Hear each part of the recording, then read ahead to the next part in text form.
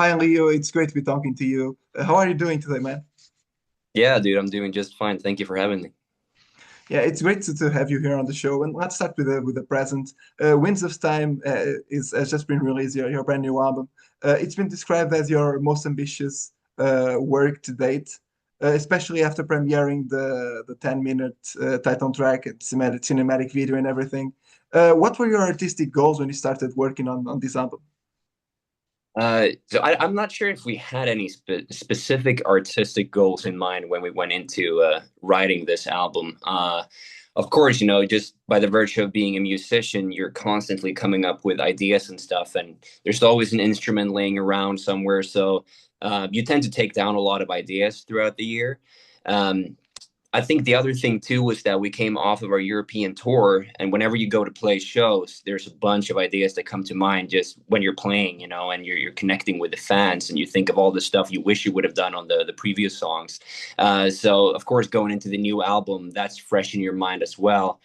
But in sitting down to write the album, it we really didn't have a big approach to it. We did it the same way we did it for our first full length, Gates of Twilight, where um, we brought our ideas to the table. We went with whatever we felt at the given day of recording or at writing it, and we just kind of went from there and just went with the flow. No restrictions, no real direction. Just kind of just going with the flow. Yeah, and did you face any particular technical or logistical issue while creating it? Did you Uh, ever feel like, no, this is too much for us, we can't, but then you no, did, no. so.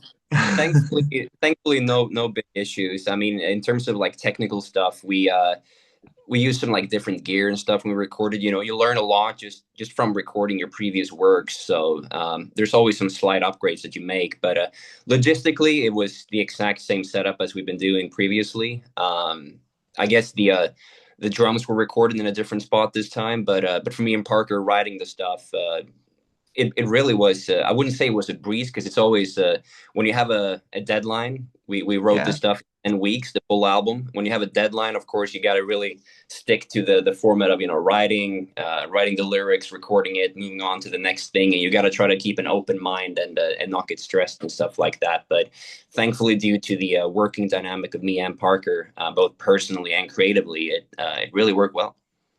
Yeah, and your partnership with Parker has been the driving force behind the band. How do you feel like that evolved throughout the years since your EP through your first full length, not the second album? Very naturally, I would say.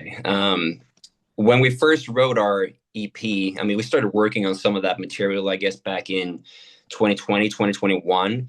And at that point, I mean, we got to know each other back in 2019. So at that point, we'd only known each other for about a year, 2 years when we wrote the stuff for the EP. And so creatively and as people, we hadn't known each other that long, but surprisingly enough, we got along really well as people and musicians. With this album, we've now known each other for 6 years, or about 6 years. So obviously, our friendship has developed a lot. Individually, as musicians, we've developed, but also collaboratively as songwriters, we've developed a lot. So I think you can naturally kind of hear that evolution in our albums as well. Yeah, I think so. And this represents a huge step forward in comparing to your previous albums or to your previous album and the EP. How do you challenge yourselves when you are creating a new thing to release? Yeah, I think when people hear the word like challenge, it's something like kind of like negative, like oh, this is a challenge. But I think for Yeah. us, challenging yourselves, and it's just such a great thing.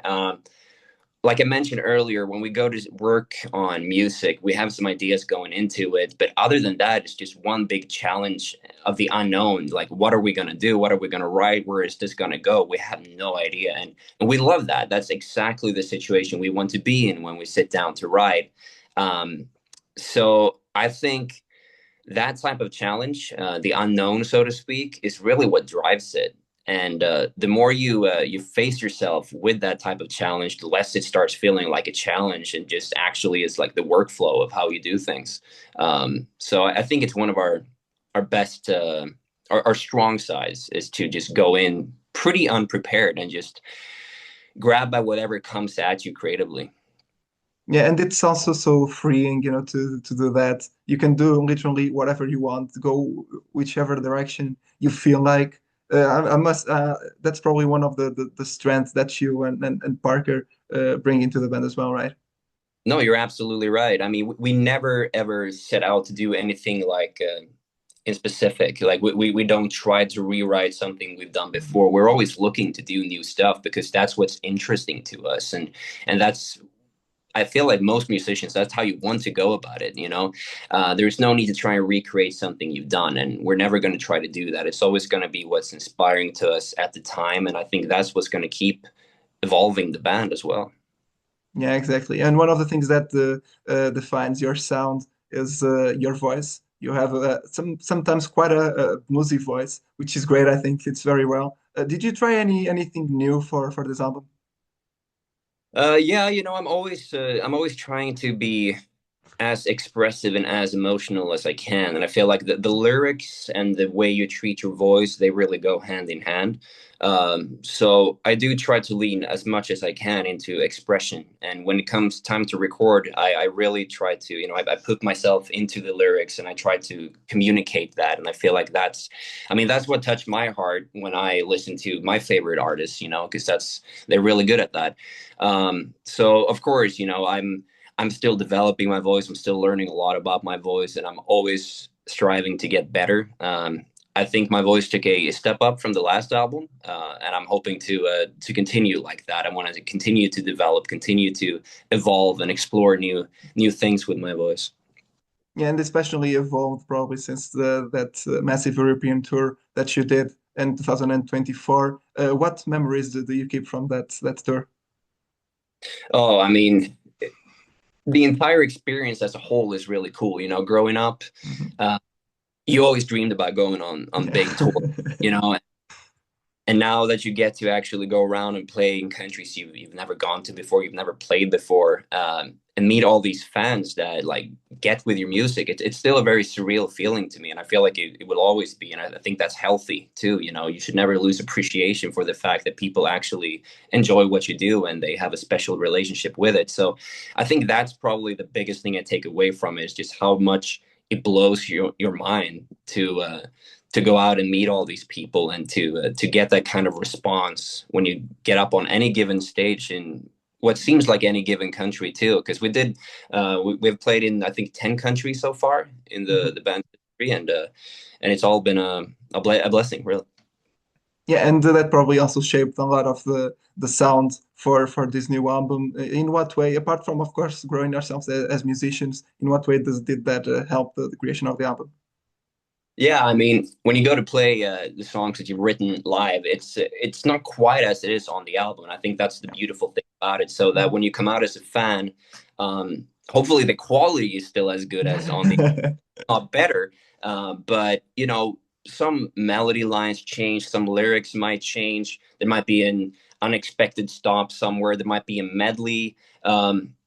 All these things, you get so much creative freedom when it comes to a live show, and I really think that's something we enjoy, kind of breaking down and figuring out. And of course then when you go to write your next album, the stuff that played over really well with the audience that wasn't on the album to begin with, it gets your head working. Oh, maybe we can do something like that for the next one. It's almost like, when we write our music, we write it to be played live. And I think as this goes along, I think that's going to start reflecting more and more in the album. And I think, for example, Winds of Time, the almost 11-minute song, is one of those examples where we want to offer more like an experience when we go to play. Mhm. And so when you have a long piece like that that goes through a journey of a lot of different dynamics within one song, you get to communicate a lot of the stuff you want to say in a live setting, if that makes sense. Yeah, and probably a great concert opening for you as well. For sure. And do you have anything planned for touring for this next album? What do you have lined up so far? Yeah, we have a bunch of cool stuff lined up. First and foremost, early 2026, starting in February, we're going to go on our first major North American tour where we're going to be opening for Sabaton. So that's 32 dates in the US and Canada. We're really looking forward to that. And of course, to play the new material live at a size such as that. I mean, heavy metal is supposed to be played in arenas, that's where it really Yeah. shines. So that's going to be super cool to experience for the first time as a band. But then we're heading over to Europe next summer. We have a bunch of cool festivals planned already. Playing main stage at festivals such as Hellfest and Alcatraz and Rock Imperium, and it goes on and on. We have all the dates listed on our website, wingsofsteelband.com, but we're also still planning out that tour. It's not fully done yet. And yeah, we're always looking to play shows. That's the most fun thing about being a musician. Yeah, and I mean, you deserve all the recognition and all the shows that you're getting because this album really, really is fantastic. And I don't think so far there's any Portuguese date, and that would be great to have you here and to talk to you personally and to see your show. So if the chance comes, don't waste it. Yeah. Much to our dismay, there's not a Portuguese Hmm. date in there right now, and we're yet to go there. But Yeah. as with most countries that we haven't played, we totally want to go. So we'll try to make that happen as soon as possible. Yeah, and moving back not to the album, the new single "We Rise" carries a message of unity and collective strength. What personal or social experiences influenced the theme of the song and the lyrics, and how important is it for you and for the band to reflect these values in your songwriting? Yeah, we live in a very interesting day and age right now where all you have to do is just turn on the news, or in some corners of the world just look out the window, and Yeah. there's so much polarity and travesty and human suffering going on. And I feel like we feel like one of the best ways forward, and you can just look at history, Mhm. the way that you move forward from any kind of turning point comes through unity, and it comes through strength that you find only together. That is the true human connection, especially in a world of AI, right? Yeah. That will always be true, and that's been echoed in music throughout history too, and especially in heavy metal, and especially how it was founded to begin with. It was all about coming together and fighting whatever was um, fighting whatever difficulties you were struggling with. So I think now more so than in a long time, it's very important for people to come together, to enjoy the music, to feel the unity, and to feel that oneness that you get through just being together with other people, but also uh, by connecting through the music, which is one of the strongest tools out there. Yeah, heavy metal is the law, and at the end of the day. Absolutely, and I mean, it's performed by a band in front of people. Yeah. It's supposed to be a collective experience to begin with. Yeah, exactly. And now you have thousands of listeners from all around the world. What do you expect that they can take away from Wings of Steel, apart from all that unity and collectivity? Uh, it's kind of hard to answer. I mean, I think it's up to each and every one. Whatever they take away from it. Hopefully, it's something positive. I'll say that. Um, if they like the music, whether that's adding it to a playlist or sending it to a friend, or who knows, even buying the record or coming out to see a show and meeting people, I want our music to be kind of a